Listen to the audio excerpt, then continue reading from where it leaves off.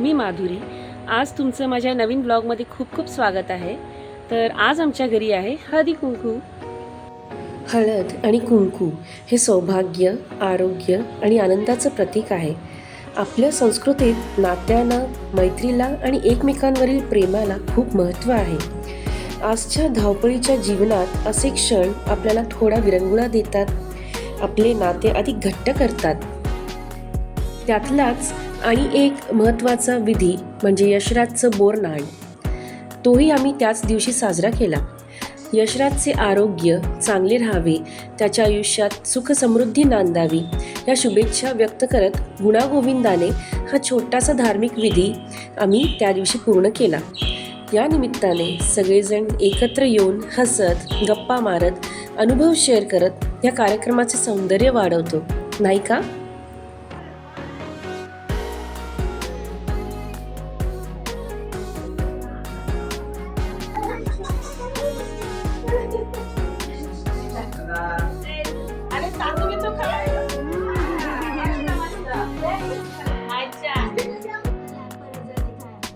आणि सगळ्यात शेवटचा पण मोस्ट अवेटिंग इव्हेंट होता तो म्हणजे यशराजचा दुसरा वाढदिवस. तोही आम्ही आजच केला. याचं कारण असं की गावात एकतर घरं खूप लांब असतात, तसंच आमचंही घर खूप लांब आहे. मग परत परत पै पाहुण्यांना येणं जमत नाही, म्हणून एकाच दिवशी सेलिब्रेशन ठेवलं. हेक्टिक होतं, पण प्रॉपर मॅनेजमेंटने सगळे सेलिब्रेशन्स व्यवस्थित पार पडले.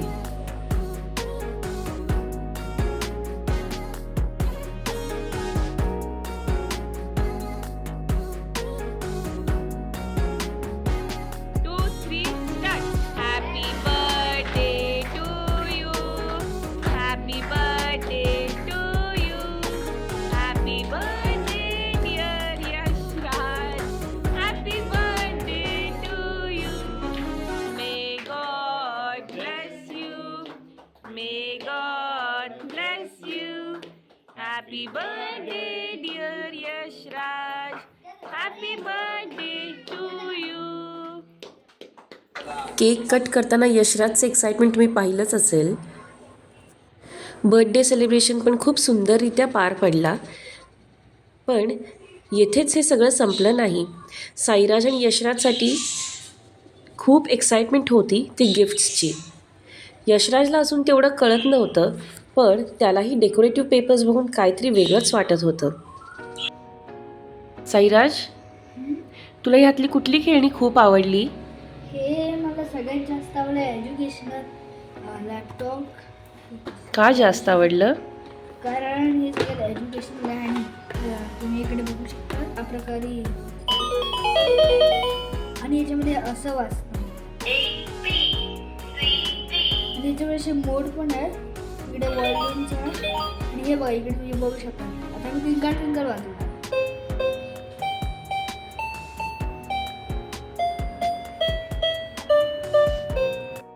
काव दाखव बघू.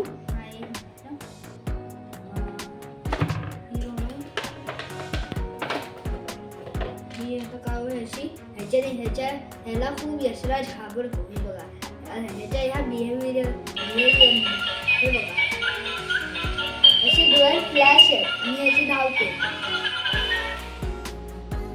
या कॅट बद्दल जरा काहीतरी सांग ना. हे बघा इकडे तर असं वाटतं खालती अशी बीट सारखं आहे की हे बीट असल्यामुळे असं वाटतं की आम्ही खऱ्या मांदीला बघतो. आणि इकडे असं सिस्टम आहे, अशी 3 वेळा आवाज देणार. तर हे बघा आता दोन क्रिएशन्स किट. ही बघा ही आहे यशराजला भेटलेली बंदूक जी माझ्याकडे ऑलरेडी होती, पण आता वापस यशराजला गिफ्टमध्ये आणली आहे. आणि माझ्याकडे फक्त ही बंदूक होती जी गोळ्या मारल्यानं हरवलेल्या. आता यशराजचे मी बंदूक घेऊन आरामात घेऊ शकतो. ही आहे यशराजची बॅग. ही आहे यशराजची आता न्यू स्कूल बॅग जी हिला बर्थडे गिफ्टमध्ये भेटलेली. आणि हिला एकच चेन आहे. हे आहे यशराजचं डेंटिस्ट किट. 2 कॉपी कलर्सचे ड्रॉइंग बुक्स जे ह्या डोमच्या ड्रॉइंग किटसोबत भेटले होते. ही यशराजला त्याच्या बाबांनी दिलेली सायकल आहे. जी दोघेही मिळून छान खेळतात, कारण यशराजला अजून पेडल चालवता येत नाही. आणि ही यशराजला त्याच्या मयुरेश दादानी दिलेली छोटीशी गाडी आहे. ऑलरेडी तसली एक गाडी यशराजलाच फर्स्ट बर्थडेला गिफ्ट केलेली होती आणि आता 2 गाड्या झाल्या आहेत, मग दोघेही मिळून खेळतात. गिफ्ट्स बघून साईराजला असं वाटत होतं की असे गिफ्ट्स फक्त यशराजलाच देतात म्हणून. कारण साईराज आता मोठा झाला आहे आणि ते इलेक्ट्रिक आयटम्स वगैरे युजली त्याला कोण गिफ्ट करत नाही. त्याला त्याच्या एजप्रमाणे बुक्स, बॉल, बॅट अशा पद्धतीचे गिफ्ट्स मिळतात. तर साईराजला असं फील होत होतं की मम्मा हे फक्त यशराजलाच असं का गिफ्ट्स देतात, मला का असले गिफ्ट्स देत नाहीत. आणि थोडं तो माझ्याकडे येऊन रडला. मी त्याला कन्विन्स केले आणि त्याला सांगितलं की तू आता जरा मोठा झाला आहेस, पण तू हे गिफ्ट्स यशराजचे खेळू शकतोस, असं मी त्याला कन्विन्स केलं. आणि म्हणून त्याला मुद्दाम गिफ्ट्स एक्सप्लेन करायला सांगितले. तर हा होता माझा छोटासा व्लॉग हळदी कुमकुम, बोरन्हाण आणि बर्थडे सेलिब्रेशनवरती. कसा वाटला मला नक्की कमेंट करून कळवा आणि व्हिडिओला आणि चॅनलला लाईक, शेअर आणि सबस्क्राईब करा. थँक्यू.